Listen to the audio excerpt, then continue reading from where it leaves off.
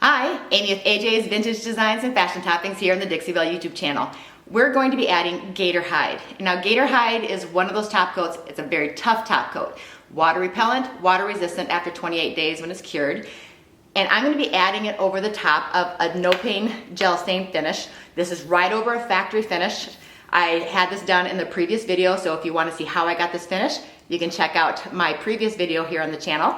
But we're going to be adding some Gator Hide to the top of this, and I'm going to show you some of the tips and tricks on how to prevent streaking, and if you get streaking, how to then buff out the streaks for a flawless finish. So let's go ahead and get started. Now I do have 3 coats of the no paint gel stain over a factory finish here, and now I'm going to be putting Gator Hide on it. Like I said, Gator Hide is one of the toughest top coats that we have, and I love using it on the tops of my pieces. Now it comes in your regular tub like this. I do switch mine over into a bottle just to keep it fresh. I'll be using a applicator sponge, and I'm going to be pouring it into a dish. That way I'm not contaminating my Gator Hide. I'm always using a fresh dish. So I'm going to pour some in. It has like a white, milky consistency. Now this part is up to you. It's recommended to use a dry sponge. You can use a dry sponge, or you can lightly mist with water. I mean lightly. You do not want a wet sponge, but you can lightly mist it if you want to. You're going to dip it in. We're not using a lot of products. We're gonna be doing thin multiple coats. And so I'm just getting some of my sponge, and then if I have any excess, I wipe it off. We're gonna be going in straight, I'm not any pressure, no pressure. I'm just gonna wipe my sponge across and keep going. I like to go in one direction. So I pick it up and go back to where I started. Okay, just making sure I have nothing pooled up in any areas. That's why you don't want to have a lot on your sponge. And I'm going in one direction. If I miss a spot, I'm not going to worry about it and go back. The only time I went back was if I had too much pooled up, like right there. You can see where it's thicker. I did go back and get that, because if it pools up, it's harder to work with than it is if you do thin coats. Get around my edges. I haven't redipped. I'm using very little product. And I do see an area that pulled up right there because I had it on too thick. There we go. And, okay, I will have to redip just a little bit for the end. Going in one direction, lifting and going back. Okay, so I have one thin coat, and don't panic. Usually on your first coat, when it dries, you will see some streaks, and I'm going to show you how to deal with that. You can see I'm pulling up right there on my edges. Got to make sure you get those. Get all the way down on the sides. Now I have a little bit of a ridge there, so I do need to take care of that. I'd rather have too little on than too much. Okay, so I know I'm going to have some streaking, and like I said, we're going to take care of that, don't worry. And I just had a hair fall in there, so I need to get that out. There we go, I think I got it. Okay, so now I'm going to let this dry. Since I don't see anything that's pooled up, I'm going to let this dry for a couple hours, and then I'm going to come back and do a second coat.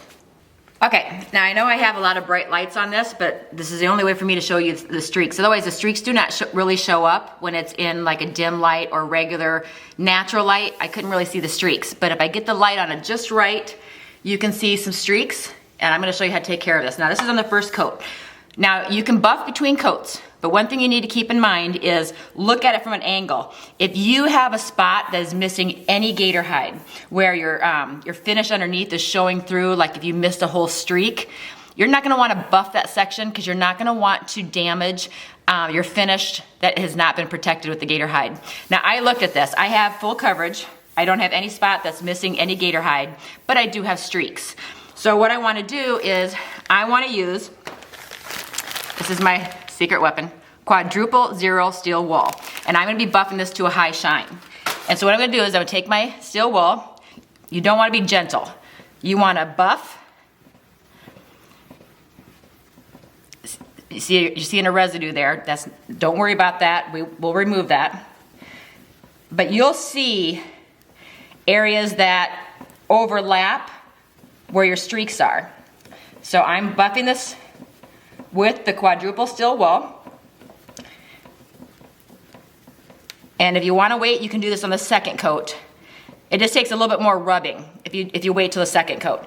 But like I said, do not buff anywhere where you don't have solid Gator Hide coverage, because you don't want to scratch your paint in any way and, you know, mess up the finish that you have that's underneath. So just make sure you had full coverage, you weren't missing any areas, and you're gonna buff it with the steel wool. I'm going with the grains, and just know you can go opposite. If you have really bad streaks, you can go opposite. You can go in any direction you want. Just know that your last pass, you want to go with the grain. Okay. I'm not gonna worry about getting it perfect because I know I'm gonna be adding one more coat of Gator Hide. So now what I'm gonna do is I'm gonna take some water and I'm gonna see how it looks. Okay, I'm gonna mix it with some water.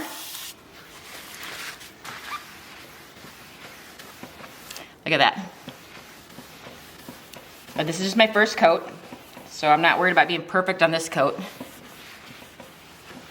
I like to do at least 2 coats of Gator Hide, minimum, on a tabletop that's gonna get a lot of work on it. And you can already tell when you are wiping it down how it's water repellent, because the water just kind of wants to beat up. Okay, now you can see we have an improvement in our streaks, but it's not perfect yet. So I'm gonna be adding my second coat of Gator Hide on here. Remember, I have got bright lights on this as well. I've got 3 huge lights on top of this so you can see. Okay, so that's an improvement, but it's not perfect. So now I'm gonna apply my second coat of Gator Hide. Okay, now I'm gonna repeat the same process. Dip into my bowl, swipe it off because we don't want a lot of product on there. And I'm just going to reapply it the way we have been. Nice thin swipes. And I'm not putting any pressure on the sponge because I don't want any pulled up ridges on each side of my sponge. And I'm going in straight lines. Very little on here, so I'm gonna redip again. I'm just guiding the sponge. I'm not putting any pressure on it because it'll cause ridges where your sponge is at on the edges if you put any pressure down. Very little. Just pulling it towards me. Making sure that I'm going in a straight, you want straight lines. You don't want any arcs in your lines at all. Okay, go along my edges, because you will get pulled up product at the end. I want to make sure you get that. Okay.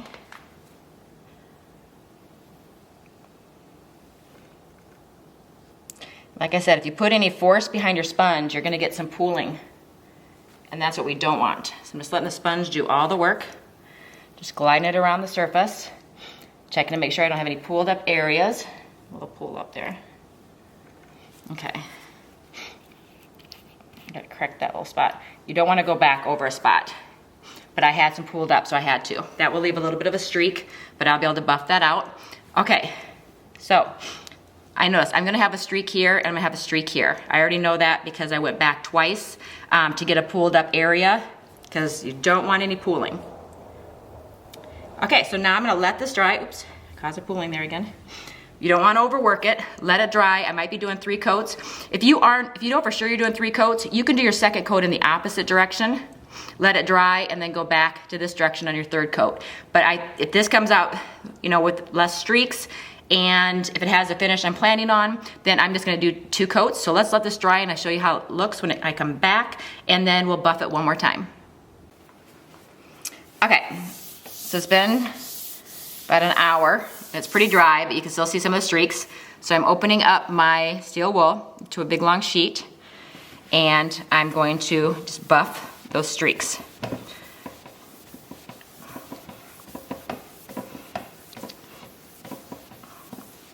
Kind of looks funny. You'll see it almost makes it look like there's more streaks than what I started off with, but I'm using a lot of elbow grease. And when I see a streak, like right there, I'm gonna make sure that I really buff out that spot, wherever I see a streak. Not worried about the powder. I'm just looking to see wherever there's a streak, I'm buffing that streak out. See how this is turning nice and smooth? When you get along these edges, go this way, just to make sure that you get all the way to the edge, and then go back. You want all of your strokes to be going in the same direction, at least on your final pass. If you want to, like I said, you can go opposite. And this is gonna buff this to a high sheen.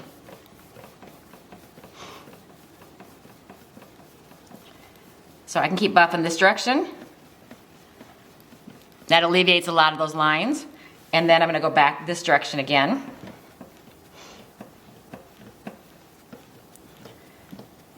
And you can do as many coats. If you're doing a large dining room table, this is, I mean, you're not gonna be doing this all in one night. I can guarantee you, because your arm is gonna be tired. But I'm gonna buff this. I want a high gloss sheen. I want this to photograph beautifully for when I sell it. And I'm just gonna keep buffing it. And then I'll check it. What I'm gonna do is I'm gonna put some water on it. When I think I've got it all, I'm gonna put some water on it to remove all this dust so that I can see if I'm missing any areas.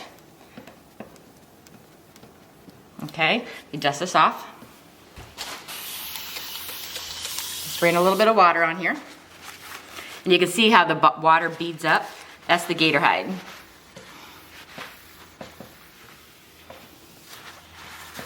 And I've got very bright lights on here so that you're able to see absolutely everything.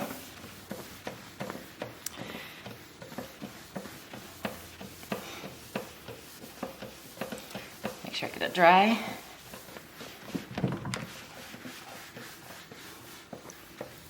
There you go.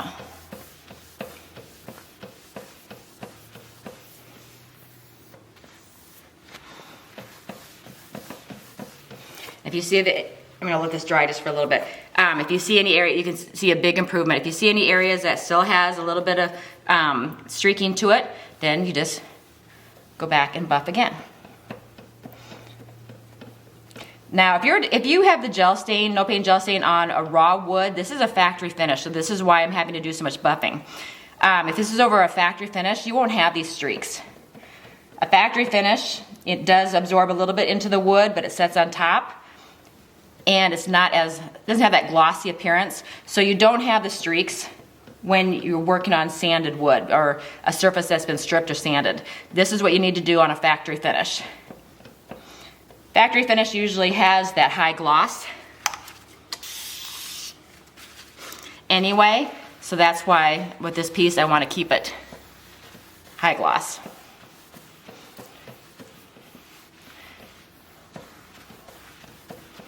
Like I said, if you had an area that wasn't completely covered by the Gator Hide, by doing the buffing, you could damage your coat that's underneath by doing all this buffing because we're not doing it very gentle. So you have to make sure that you are completely covered with the Gator Hide. So I got all the dust off and there you go. There is the finish. Can you see how glossy that is? Okay. Okay, well there you have it. Just a few more tips. When you're using the blue sponge or whatever you're using to apply your Gator Hide, make sure that you clean it in between coats. You don't want to put it in a bag and store it for your next use because you'll get little crystals on it and you don't want that. You want your sponge to be nice and clean. So clean it in between coats, rinsing it out in warm water until it rinses clean and then let it set out to dry before you use it for your next coat. But this has a beautiful sheen to it. You can see, I put the light there on purpose so that you can see. Elena, see that finish?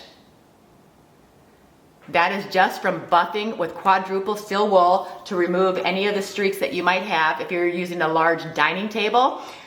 Just know that you won't be able to do it all in one night.